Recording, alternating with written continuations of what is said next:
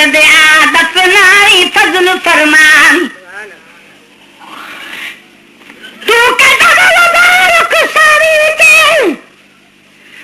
घोर घोट घुमावी फजल फरमान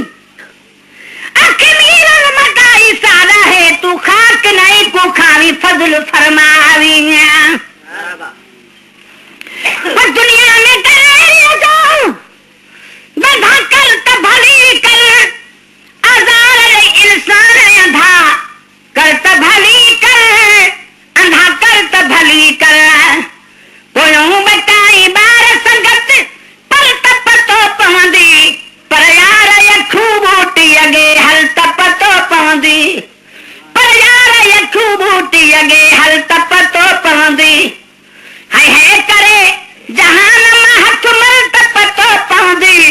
पर यार यखू बूटी अगे हल तप तो पवंदी ओए अगे हल तप तो पवंदी वकरे अबोल मरी वयो कुतुब कबीर कोई न रहो फेबी घड़ी लाई वसीलो घड़ी लाई वसीलो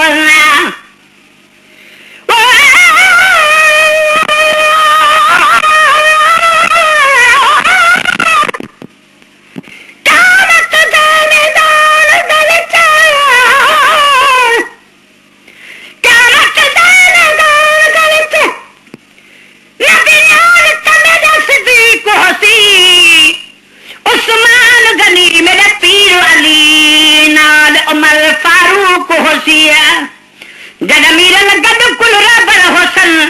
उठा तेरी ने तू तस्दीक थी सिया वकरे अबोल मरी वे कुतुब कबीर कोई न रहो कहबी घड़िया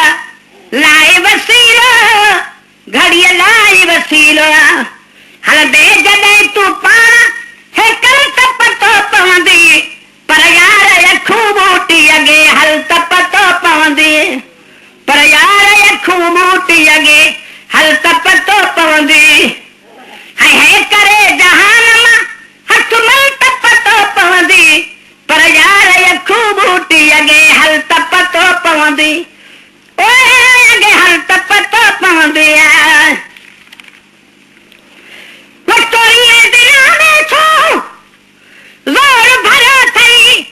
सानो थी मुसलमान तू एडो न तरो थी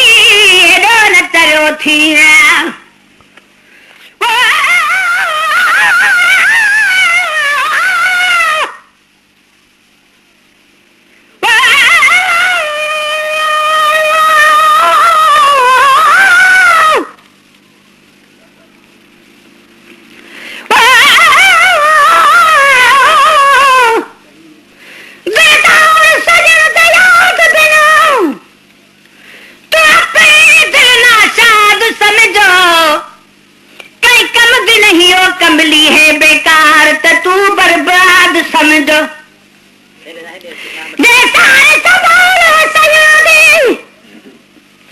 पीछे तू आजाद समझ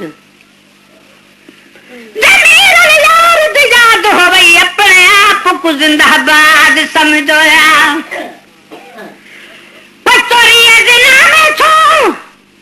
जोर भरो थई सानो थी मुसलमान तू एडो न तरो थी जो वक्त अची रो थई अटकल तप तो पवंदी पर यार यखू बूटी अगे हल तप तो पवंदी ओए अगे हल तप तो पवंदी है करे जहान में हथ मल तप तो पवंदी पर यार यखू बूटी अगे हल तप तो पवंदी ओए अगे हल तप तो पवंदी वो हर बार हुक्म आलत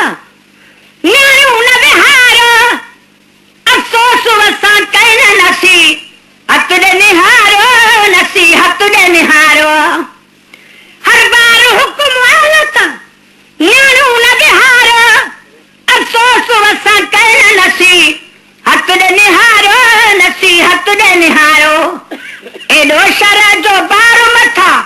जल तप तो पवंदी पर यार खूब अगे हल त पतो पवंदी अगे हल त पतो पवंदे है करे जहान मां हथ मल त पतो पवंदी पर यार अखू बूटी अगे हल त पतो पवंदी अगे हल त पतो पवंदे अगाल जा आवाज़ न कुरान वणी था रजोई टीवी ते पे जो वधे मान वणी थो वध मान वणी थो